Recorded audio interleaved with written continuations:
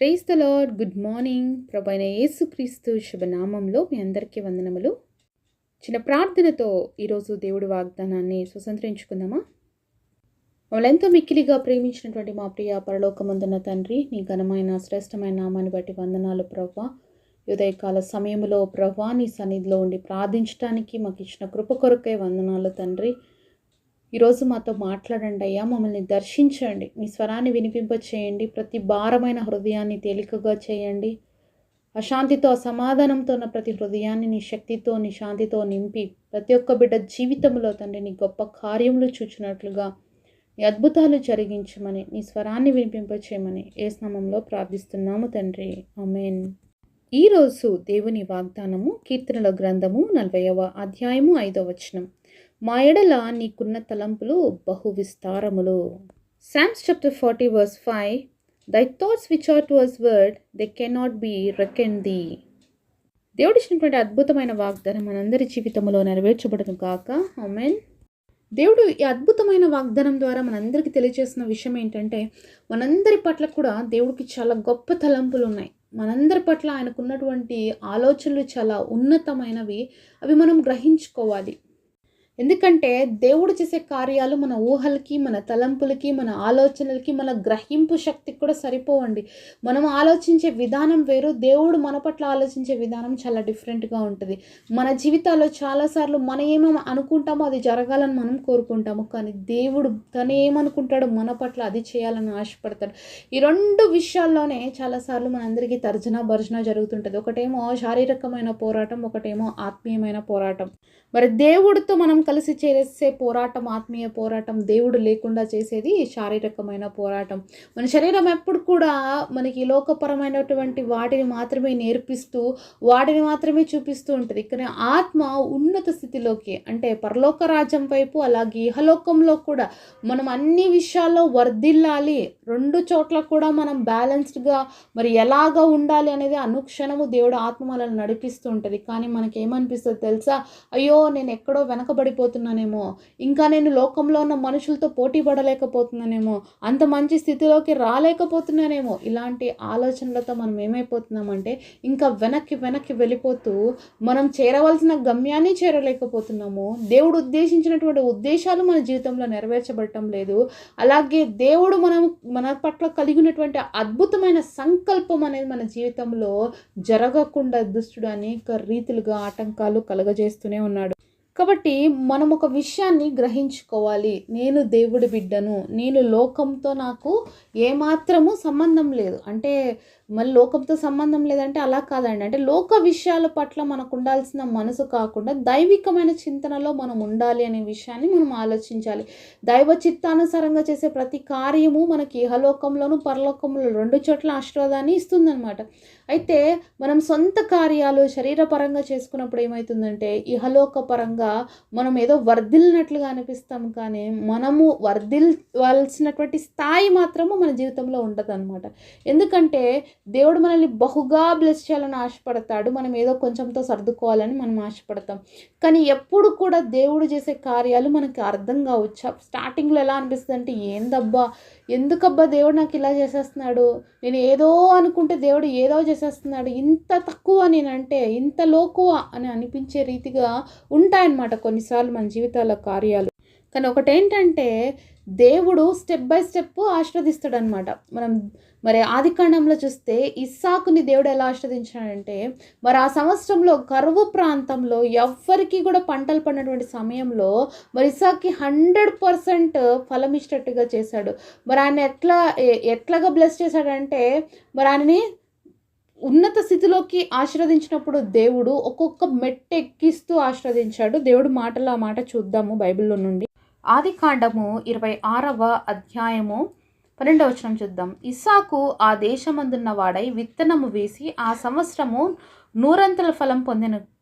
యెహోవా అతన్ని ఆశీర్వదించెను గనుక ఆ మనుషుడు గొప్పవాడాయను. అతడు మిక్కిలి గొప్పవాడగు వరకు క్రమక్రమముగా అభివృద్ధి పొందుచూ వచ్చెను. కాబట్టి అతడు చాలా గొప్పవాడైపోయినాడు. ఎవరు ఆశీర్వదించడం ద్వారా గొప్పవాడైనాడు? తన సంపాదనను బట్టి గొప్పవాడైనాడు అని లేదండి బైబిల్లో. మరి దేవుడే ఆ సంవత్సరం అతనికి 100 ఫలాన్ని ఇచ్చాడు. ఎవరైనా 100% రిజల్ట్ చూడాలి అంటే వస్తుందా అండి? అది దేవుడిస్తేనే సాధ్యమవుతుంది. అది కూడా విత్తనాలు వేసిన దాంట్లో ఎన్ని నాచు ఉంటాయో, ఎన్ని పనికొచ్చేటి ఉంటాయి, పనికిరాని ఉంటాయి. కానీ ఇస్సాకు వేసిన దాంట్లో 100% రిటర్న్స్ అనేది ఎవరిచ్చారు? దేవుడే ఇచ్చాడు. అయితే యెహోవా అతన్ని ఆశీర్వదించినప్పుడు అతడు ఎలా అయినంటే గొప్ప వ్యక్తిగా అయిపోయాడు. అంతేకాకుండా అతడు మిక్కిలి గొప్పవాడు అగు వరకు దేవుడు ఏం చేసినాడంటే క్రమక్రమముగా అభివృద్ధి పొందించాడు. దేవుడు ఒక వ్యక్తిని ఆశీర్వదించాలి అంటే క్రమముగా ఆశీర్వదిస్తాడు. అంటే ఒక స్టెప్ తర్వాత ఒక స్టెప్ ఎక్కిస్తూ ఆశీర్వదిస్తాడు. కానీ మనకు అది నచ్చదనమాట. మనకేమైపోవాలి తెలుసా? ఈరోజు రాత్రికి మనం కోటీశ్వరులు అయిపోవాలి, ఈరోజు రాత్రి నేను ధనవంతుడిని అయిపోవాలి, అలాంటి ఆలోచనలు ఉంటాయి మనకి. కానీ దేవుడు ఎప్పుడు అలా చేయడు. దేవుడు క్రమక్రమంగా ఆశీర్వదిస్తాడు. అది స్థిరంగా ఉండిపోతుంది. ఎంతోమందిని చూస్తాం, ఒక రోజు లాటరీ గెలిచేస్తారు, అబ్బా ఎంత గొప్ప వాళ్ళు అయిపోతారు రాత్రికి. మళ్ళీ నెక్స్ట్ రోజు ఏదో ఒకటి ఓడిపోతారు, ఇంకా అంతే, మళ్ళీ దివాలా తీసేస్తారు. కానీ దేవుడు ఉద్దేశం అది కాదనమాట. మనం ఒకసారి దేవుడి చేత ఆశీర్వదించబడినాము అంటే అదే స్థితిలోనే ఉంటాం. ఎందుకంటే మనం క్రమక్రమంగా తీసుకుపోతాడు, నేర్పిస్తూ తీసుకుపోతాడు దేవుడు ఒక వ్యక్తిని గొప్పవాడు చేయటానికి. కాబట్టి దేవుడి కార్యాలు చాలా డిఫరెంట్గా ఉంటాయి, మన ఆలోచనలు చాలా డిఫరెంట్గా ఉంటాయి. కాబట్టి దేవుడికి చేతికి కానీ మన జీవితాన్ని అప్పగించి మనం ముందుకు కానీ సాగినట్లయితే మన జీవితంలో కూడా ఇస్సాకు ఏ విధంగా 100 ఫలం పొందుకున్నాడో మనం కూడా ఆ విధంగా 100% రిజల్ట్ అనేది చూస్తామన్నమాట. దేవుడికి మాత్రమే సాధ్యమండి. లోకంలో ఎవరైనా కూడా 100% గ్యారంటీ ఇచ్చే మనుషులు ఎవ్వరు లేరు. కానీ దేవాది దేవుడు మాత్రం 100%. ఎందుకంటే ఆయన సర్వ సృష్టికర్త, ఆయనకు అసాధ్యమైనది ఏది లేదు. కాబట్టి ఆయన ఏదైనా చేయగలుగుతాడు. ఆయన ఎలాంటి గొప్ప కార్యాలైనా తన బిడ్డల కోసం చేస్తాడు, చేసేటువంటి శక్తివంతుడు. అంతేకాకుండా దేవుడికి ఈరోజు మనందరి పట్ల బహు విస్తారమైన తలంపులు ఉన్నాయి. నార్మల్ తలంపులు కాదు. మన పట్ల దేవుడికి ఉన్న ఆలోచనలు మనం ఆలోచించే ఆలోచనలు కావు. ఎందుకంటే ఆయన ఆలోచనలు, ఆయన తలంపులు ఆకాశ మహాకాశాలు పట్టజాలన్నటువంటి గొప్ప దేవుడు అంటే ఆయన. మరి అంత గొప్ప ఆలోచనలు ఆయనకున్నాయి మన పట్ల. కాబట్టి మనం చిన్నవి అడిగినప్పుడు దేవుడు ఏవి చెయ్యడు అనేది గుర్తుపెట్టుకోండి. కాబట్టి దేవుడు క్రమక్రమంగా ఆశీర్వదిస్తాడనే విషయాన్ని కూడా మర్చిపోవద్దండి. ఒకటేసారి ఎవరిని దేవుడు ఆశీర్వదించాడు, ప్రతి ఒక్కటి కూడా దేవుడు నేర్పించి ఇస్తాడండి. దేవుడు ఒక వ్యక్తిని ఆశీర్వదించాలనుకున్నప్పుడు పరిశోధించి, పరీక్షించి దాని విలువని నేర్పించిస్తాడు. ఈరోజు ఆ విలువగాని దేవుడు మనకు నేర్పించకుండా ఇచ్చేసినాడు అంటే ఖచ్చితంగా మళ్ళీ మనం ఎక్కడో చోట పడిపోతాం. దేవుడికి అది ఇష్టం ఉండదు. కాబట్టే మనల్ని ఏం చేస్తాడంటే, ఇది ఇస్తే నువ్వు ఎలా బ్రతుకుతావు, ఇది ఇవ్వకపోతే నువ్వు ఎలా బ్రతుకుతావు, 2 టెస్టింగ్లు ఉంటాయన్నమాట. దేంట్లో నువ్వు సక్సీడ్ అవుతావు దాన్ని చూస్తాడు దేవుడు. నువ్వు ఆ పనిలో సఫలమైనప్పుడు తప్పకుండా నేను ఉన్నత స్థితిలోకి, ఆశీర్వాదంలోకి దేవుడు నడిపిస్తాడు. మరి బైబిల్లో మనం చదివినాం కదా ఇందాక, ఇస్సాకు జీవితంలో కూడా ఇస్సాకు ఏమనుకున్నాడంటే ఐగుప్తుకి వెళ్ళిపోదాము అనుకున్నాడు. కానీ దేవుడు అతని గెరార్ అనే ప్రాంతంలోకి మళ్ళీ వెళ్ళమని చెప్పాడు, ఫిలిస్తీన్ల ప్రాంతంలోకి. మరి దేవుడు మాట అక్కడ ఇస్సాకు లోబడ్డాడు, మరి వెళ్ళాడు. కాబట్టి దేవుడు అంత గొప్పగా 100 ఫలం పొందే విధంగా చేశాడు. క్రమముగా అతన్ని ఆశీర్వదించాడు. కాబట్టి దేవుడు మాట వింటేనే మన జీవితంలో మనకు క్షేమం ఉంటుంది. దేవుడు మాట వింటేనే మన జీవితంలో ఆశీర్వాదం ఉంటుంది. దేవుడు మాట వింటేనే మన జీవితంలో 100% మనం ఉన్నత స్థితిలో ఉంటాము అనే విషయాన్ని మనం నేర్చుకోవాలి. అలాగే దేవుడు మాటకి లోబడాలి. దేవుడు చిత్తం కాకుండా మన ఇష్టం నెరవేరాలని మనం ఎన్ని ప్రయత్నాలు చేసినా దాంట్లో మనకి సఫలత ఉండదు.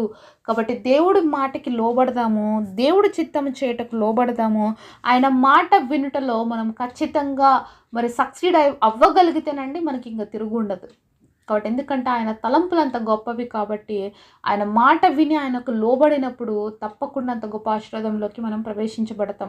కాబట్టి దేవుడు మాట వినటం మనకి క్షేమము, దేవుడు చిత్తము చేయటం మనకి క్షేమం. అది కష్టమైనా, అది ఇబ్బంది అయినా. ఎందుకంటే కొన్నిసార్లు దేవుడు నో చెప్పినప్పుడు మన అందరికీ ఇబ్బందిగానే అనిపిస్తుంది. ఎందుకంటే మనకు తెలియదు కదా దేవుడికున్న తలంపులు. మనం వేసుకుంటాం ఆల్రెడీ ఎస్టిమేషన్స్ అన్నీ.